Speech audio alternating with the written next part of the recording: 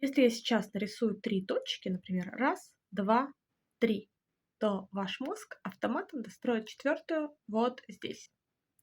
Почему так устроено?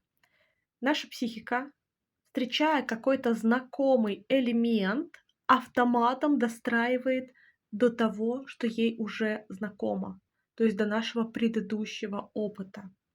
Таким образом, когда в отношениях мы встречаем какое-то триггерное для нас слово, какой-то поступок, который уже происходил с нами в прошлом, мы автоматом достраиваем эту ситуацию до пережитого нами опыта.